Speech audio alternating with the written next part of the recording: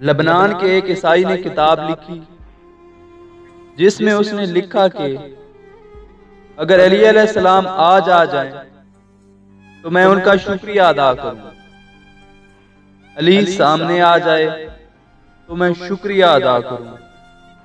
وہ کہتا ہے اس لیے شکریہ ادا کروں کہ مسلمانوں کے خلفاء میں سے وحید ایک علی ایسا خلیفہ ہے جس نے انجیل والوں کے فیصلے انجیل سے کیے، زبور والوں کے فیصلے زبور سے کیے، تورات والوں کے فیصلے تورات سے کیے، قرآن والوں کے فیصلے قرآن سے کیے، کیونکہ وہ ہر کتاب کا عالم ہے۔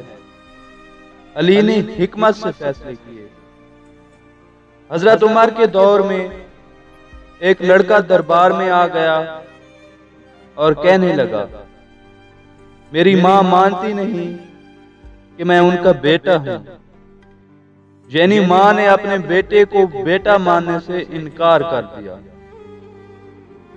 اور میرا اس دنیا میں اور کوئی نہیں، ایک ماں ہی تھی اور وہ بھی مجھے بیٹا ماننے سے انکار کر رہی ہے۔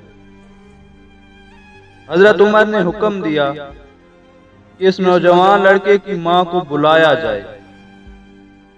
ماں اپنے 2 بھائیوں اور 38 لوگوں کو بطور گواہ لے کر آئی۔ جب حضرت عمر نے پوچھا کہ آپ اس نوجوان کو اپنا بیٹا ماننے سے انکار کر رہی ہیں، تو اس عورت کے 2 بھائی اور 38 گواہ بول پڑے کہ یہ لڑکا جھوٹ بول رہا ہے، اس عورت کی تو شادی ہی نہیں ہوئی، اور اس لڑکے کو لان تان کرنے لگے کہ تم جھوٹ بول رہے ہو۔ اس کے بعد لڑکے سے پوچھا گیا کہ تمہارے پاس کوئی گواہی ہے؟ لڑکے نے جواب دیا، ایک ماں ہی تھی اور وہ بھی مکر گئی۔ اور یوں لڑکے کے پاس کوئی گواہی نہ ہونے کی وجہ سے فیصلہ عورت کے حق میں ہو گیا۔ اس پر حضرت عمر نے فیصلہ کیا کہ لڑکے کو پکڑ کر قید کر لیا جائے اور لڑکے کو ہتھکڑی لگا دی جائے،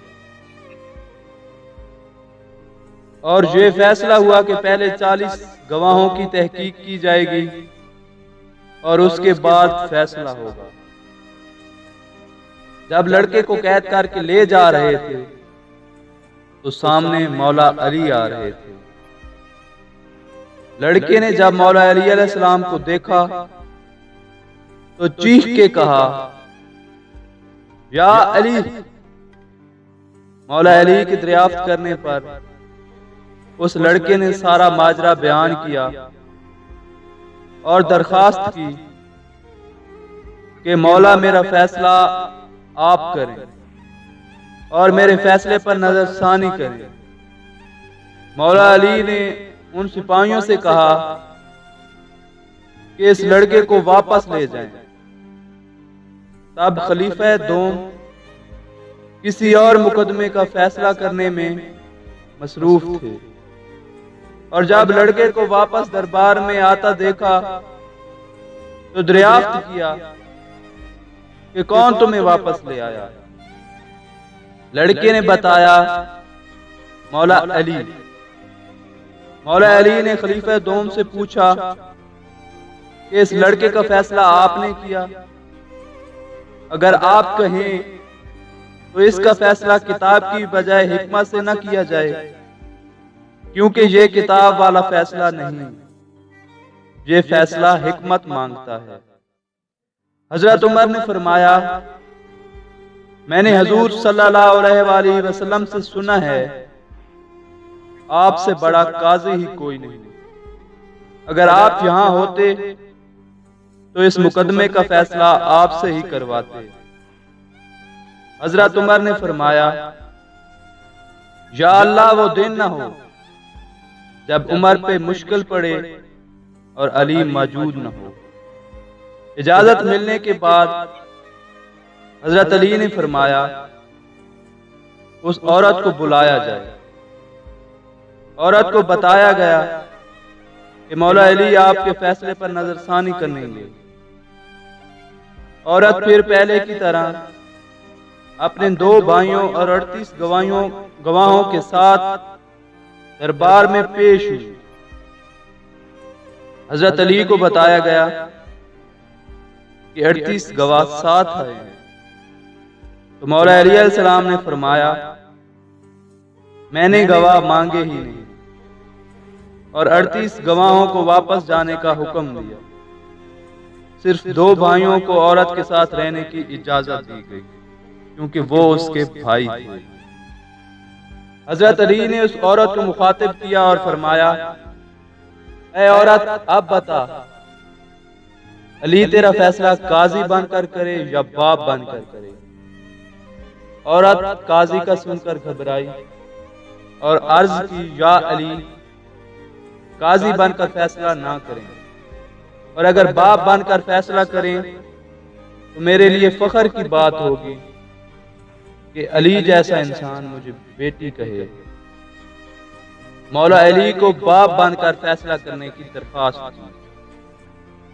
مولا علی نے اس لڑکے کو بلایا اور عورت سے پوچھا بی بی یہ لڑکا کون ہے؟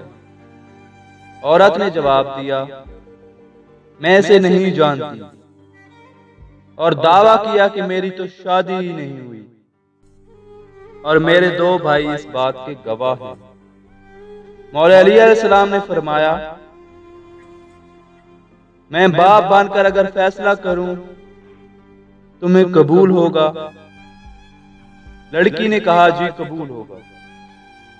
حضرت علی نے فرمایا اے گنبر 400 درہم لے آ۔ 400 درہم اس لڑکے کی گود میں ڈال کے مولا علی علیہ السلام نے فرمایا میں باپ بن کے تیرا نکاح اس بچے سے کرتا ہوں، میں باپ ہونے کی حیثیت سے اور تیرا ولی ہونے کی حیثیت سے 400 درہم حق مہر کے عوض تیرا نکاح میں اس بچے سے کر دوں، تیری طرف سے اجازت ہے؟ اور فوراً سے مولا علی کے قدموں پر گری اور رو کے کہنے لگی یا علی کبھی ماں بیٹے کا نکاح ہوتا ہے؟ یا علی اس کا باپ ایک مالدار شخص تھا اور وہ اب اس دنیا میں نہیں رہا، اس لیے مجھے بھائیوں نے کہا کہ اس لڑکے کو بیٹا ماننے سے انکار کر دو تاکہ شوہر کی ساری دولت ہمیں مل جائے۔ اور اس طرح عورت نے اس لڑکے کو اپنا بیٹا تسلیم کر لیا۔